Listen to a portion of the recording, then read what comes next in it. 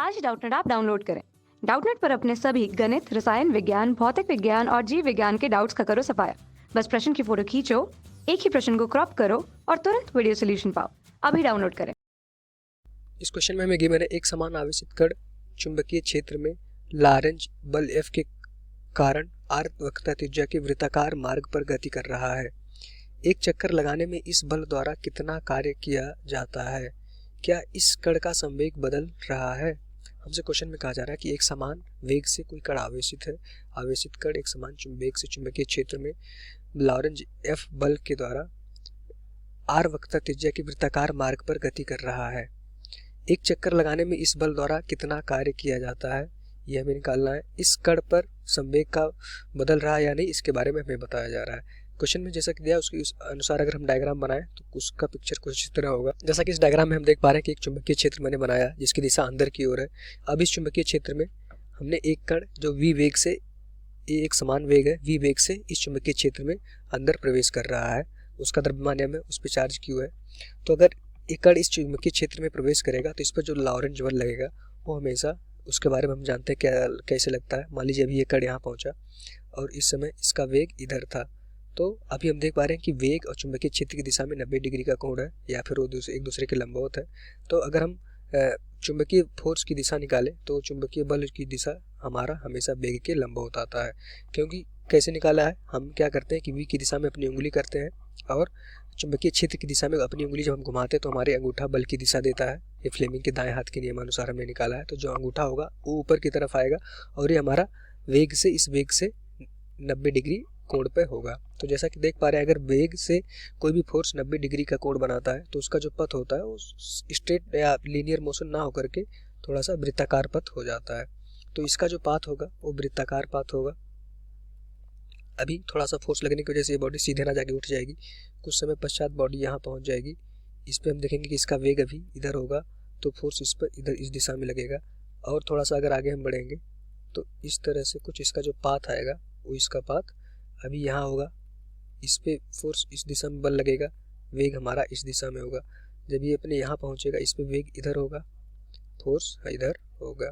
तो जैसा कि हम देख पा रहे हैं कि अगर ये वृत्ताकार गति कर रहा है तो इस पे जो फोर्स होगा वो अंदर की तरफ लगेगा और वो फोर्स हमारा अभिकेंद्र बल की पूर्ति कर पाएगा। हमसे इस क्वेश्चन में किए गए कार्य के बारे में पूछा गया है कि कितना कार्य करना होगा। जैसा कि हमें पता है वर्क डन का जो फार्मूला होता है, कार्य का जो फार्मूला होता है, कार्य W का जो फार्मूला होता है, W बराबर F इंटू विस्थापन इंटू कॉस थीटा। तो हम देख पा रहे हैं कि बल अंदर की तरफ लग रहा है। अब बल और वेग के बीच में अगर देखें तो एंगल यहाँ 90 डिग्री है।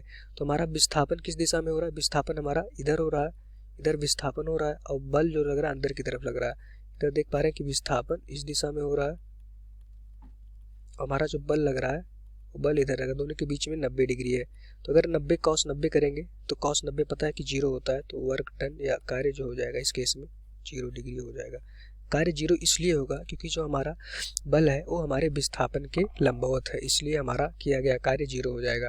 तो अगर कोई भी क्वेश्चन इस तरह का दिया रहे जिसमें कोई भी क्वेश्चन में कहा जाए कि जो है कोई भी पार्टिकल या कोई भी जो द्रव्यमान है वो किसी भी चुंबकीय क्षेत्र में चुंबकीय क्षेत्र के लंबवत इंटर करता है, उसमें घुसता है, तो किए गए कार्य की वैल्यू जो होती है वो हमेशा 0 होती है, याद रखेंगे।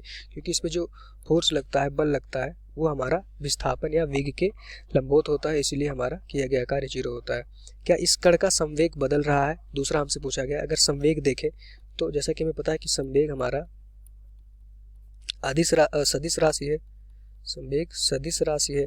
तो सदिश राशि में क्या होता है, दो तरह की चीज़ें होती है। अगर वो सदिश है तो इसमें एक तो तुम्हारा होता है परिमाण और दूसरा होता है दिशा। अब हम देख पा रहे हैं कि वेग का जो है परिमाण हमेशा, वेग जो है वेग हमेशा कांस्टेंट है, वेग हमेशा बदल ही नहीं रहा है।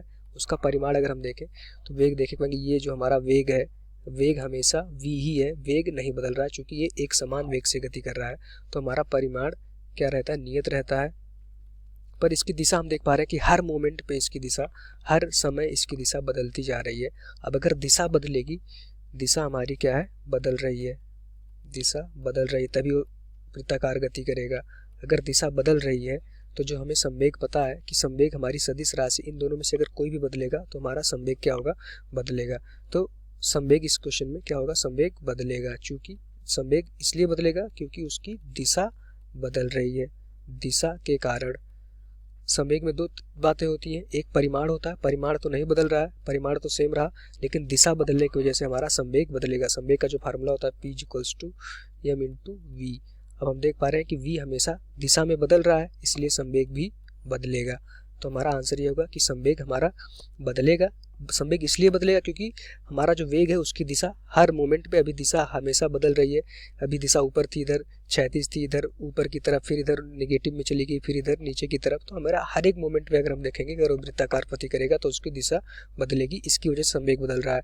और हमसे पहले क्वेश्चन में पूछा गया था कि इसका कार्य बताइए, कार्य 0 होगा, चूंकि जो हमारा बल है वो विस्थापन से लंबवत है, इसलिए कार्य 0 होगा। तो ये हमारा आंसर हो गया इस क्वेश्चन का।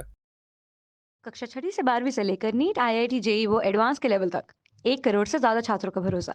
आज ही डाउनलोड करें डाउटनेट ऐप या व्हाट्सएप करें अपने सारे डाउट्स 8400 400 400 पर।